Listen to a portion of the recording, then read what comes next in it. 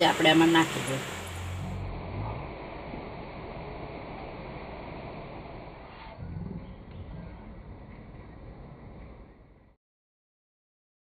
હાલો મિત્ર, જય માતાજી. હું દયાબેન પરમાર, અમરેલીથી. મારી ચેનલનું નામ દયાબેન ડીનું રસોડું. તો આજે આપણે ગુરુ પૂર્ણિમા છે તો દૂધ પૌવા બનાવશું. તો દૂધ પૌવાની ખીર બનાવશું. તો આપણે આ પૌવા લીધા છે, ચોખાના આવે એ જ લીધા છે આપણે આ. અને આ આપણે સાકર દળી લીધી છે. આ કાજુ લીધા છે ને આ રીતે આપણે ક્રશ કરી લીધા છે. અને આ બદામ લીધી છે. તો કાજુ બદામ આપણે જે પ્રમાણે નાખવા હોય એ પ્રમાણે આપણે લઈ લેવાના. તો મેં આ થોડા થોડા લીધા છે. અને આપણે જાયફળને આ રીતે ક્રશ કરી લીધું છે. અને આપણે આ દૂધ લીધું છે. અને પૌવા ધોવા માટે આપણે પાણી લીધું છે. તો પહેલાં આપણે દૂધ ગરમ મેળ દેવું. ગેસ ચાલુ કરશું.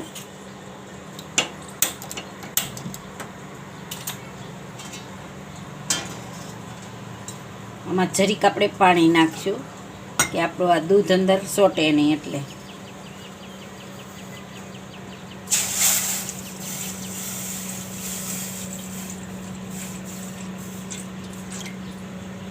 તો આપણે એટલું દૂધ નાખ્યું છે અને આપણે આમાં થોડુંક દૂધ રાખ્યું છે. તો હવે આપણે પૌવાને ધોઈ લેવું.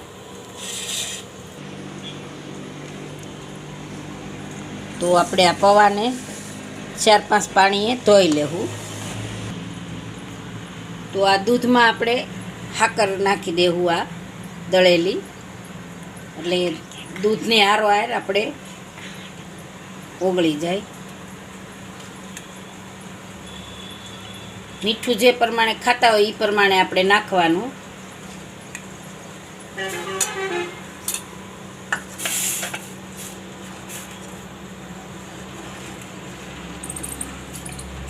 આપણું દૂધ ને સાકર ઉકળે તો આપણે પૌવાને ધોઈ લેવું.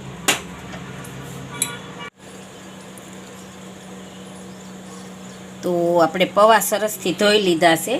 તો આપણે આ દૂધ ઉકળી જાય એટલે આપણે આમાં ઓરી દેવું.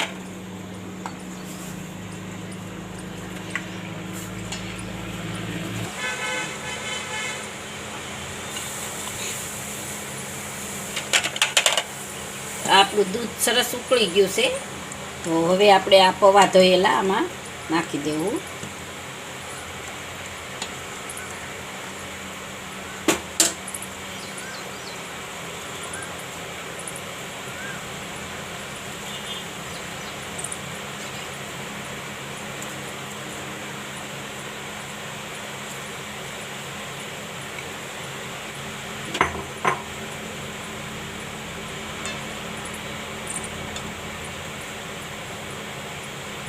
હવે આપણે કાજુ બદામ નાખી દેવું. થોડા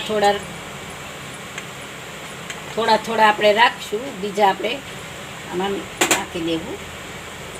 ઉપર સર્વ કરવા માટે થોડા રાખશું. બીજા આપણે આમાં નાખી દેવું. આને જાજી વાર નથી લાગતી. અને આપણે આ જાયફળ નાખી દેવું. થોડુંક જાયફળ આપણે રાખશું. બધું મિક્સ કરી લેવું. હવે આપણે એને ઘડીક વાર ઉકળવા દેવું.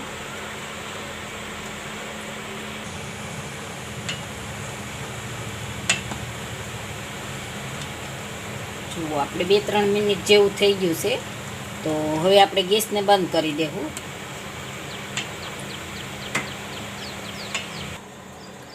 હવે આપણે આને નીચે ઉતારી લેવું.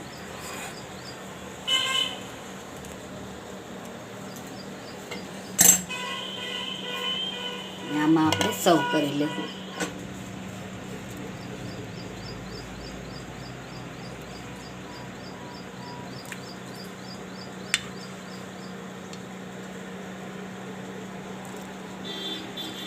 આજે ગુરુ પૂર્ણિમા છે તો પૌવાની ખીર તો બનાવાય એમ.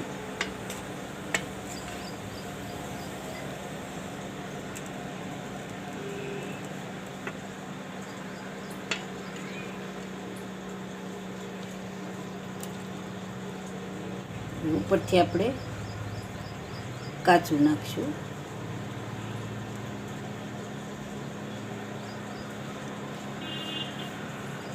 કાજુ અને બદામ બેય નાખશું આપણે.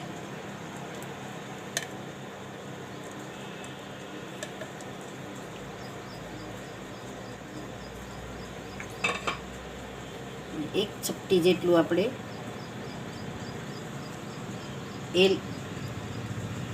આ જાયફળ છે એ નાખી દેવું. આપણે અંદર નાખ્યું છે પણ આપણે આ ઉપરથી જરીક નાખીએ. તો તૈયાર છે આપણા દૂધ પૌવાની ખીર. જો મારી રેસીપી પસંદ આવે તો લાઈક કરજો, શેર કરજો અને સબસ્ક્રાઈબ કરજો. બેલ આઇકન જરૂર દબાવજો. કોમેન્ટ કરીને કહેજો કે તમને કેવી લાગી દૂધ પૌવાની ખીર.